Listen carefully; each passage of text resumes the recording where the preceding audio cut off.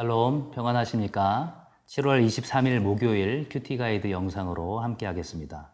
오늘 함께 묵상할 말씀은 날마다 죽게로 큐티책 68쪽 갈라디아서 3장 15절로 29절까지의 말씀입니다.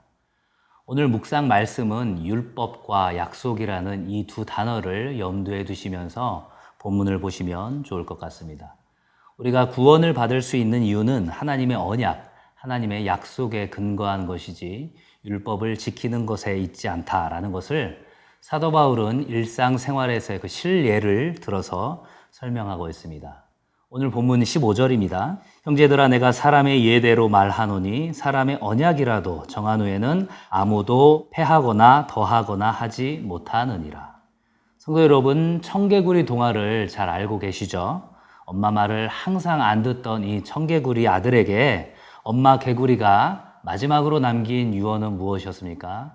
얘야, 내가 죽거든 산속에 말고 꼭 시냇가 옆에 묻어주렴. 이렇게 유언의 말을 남기죠. 이렇게 얘기하면 항상 엄마 말을 안 듣던 청개구리가 반대로 산속에 묻어줄 것을 기대하면서 이렇게 마지막 유언의 말을 남겼죠. 하지만 청개구리는 어땠습니까? 엄마 이 마지막 유언만큼은 내가 그대로 해야겠다 다짐을 해서 산속이 아니라 시냇가 옆에 묻어주었죠. 그리고 이제 엊그제처럼 비가 오는 날이면 엄마가 혹시라도 떠내려갈까 봐 개굴개굴 울었다는 이 동화 기억나십니까? 평소에 말을 안 듣던 청개구리도 엄마의 마지막 유언만큼은 꼭 그대로 하려고 받아들이고 순종했다는 것에 저는 포인트를 두기 위해서 이 동화 얘기를 잠깐 꺼내보았습니다. 지금 사도 바울도 동일한 이야기를 하고 있는 것이죠. 누군가 법적인 절차에 따라서 유언을 남기면 그 누구도 그것을 무효로 하거나 또한 거기에 무엇인가를 덧붙일 수가 없다는 것입니다. 그렇게 해서도 안 되고 또 그럴 수도 없다는 이야기입니다.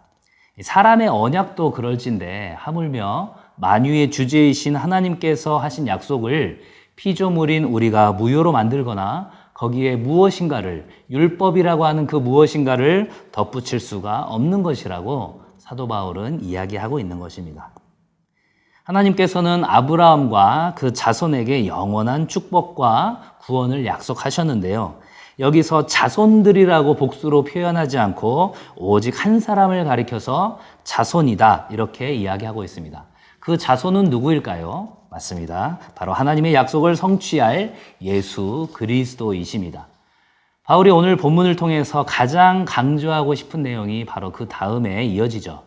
430년 이후에 만들어진 그 율법이 아브라함과 예수 그리스도를 향한 하나님의 약속을 무효로 하거나 내용을 덧붙일 수가 없다라는 것입니다. 하나님께서 아브라함에게 주신 그 유업과 유산은 언약과 약속에 기반한 것이지 율법에 기초한 것이 아니라는 것입니다. 그렇다면 하나님께서 아브라함과의 그 약속 이후에 율법을 주신 이유가 무엇일까요? 율법은 죄악된 우리 스스로가 절대로는, 우리 스스로의 힘으로는 절대로 하나님과 올바른 관계를 맺을 수 없다는 사실을 확인시켜 줄 뿐입니다. 또한 오늘 본문 24절에서는 율법의 역할을 이렇게 설명하고 있죠. 이같이 율법이 우리를 그리스도께로 인도하는 초등교사가 되어 우리로 하여금 믿음으로 말미암아 의롭다함을 얻게 하려 함이라. 아멘. 이 고대 당시의 귀족 사회에서는 가정교사를 두고 있었습니다. 이 가정교사의 역할이 무엇이었을까요? 귀족의 아이들을 학교까지 바래다주고 혹시 모를 위험으로부터 안전하게 지켜주는 역할, 바로 그 역할을 감당하던 이들이 가정교사, 초등교사였습니다. 오늘날에도 보면 맞벌이 부모를 대신해서 등하교 도우미를 하는 이들이 있는데 바로 그런 역할을 하던 사람이 오늘 본문의 초등교사, 가정교사입니다. 믿음의 성도에게 있어서 율법도 바로 그런 역할을 하는 것이죠. 목적지까지 안전하게 가도록 인도하는 역할. 하지만 목적지에 도착하면 인도하는 가정교사가, 초등교사가 필요할까요? 그렇지 않습니다. 성도 역시도 마찬가지죠. 이와 마찬가지로 율법이 하나님께 올바르게 나아가도록 죄악된 우리를 인도했다면 이제 예수 그리스도를 믿음으로 구원을 받은 우리는 하나님과 직접 교제를 하게 되었기에 율법이 필요가 없어졌다는 것입니다. 그것은 율법이 없어졌다는 의미가 아니라 율법이 완성되었다는 의미입니다. 누구로 인해서요? 바로 예수 그리스도로 인해서 율법이 완성되었습니다. 그래서 사도 바울은 믿음으로 말미암아 그리스도 예수 안에서 하나님의 아들이 되었다. 이렇게 26절에서 선포하고 있는 것입니다. 사도 바울은 믿음으로 하나님의 자녀가 된 갈라디아 지역교회 성도들에게 한 가지를 더 당부를 하고 있습니다. 바로 27절 말씀이죠.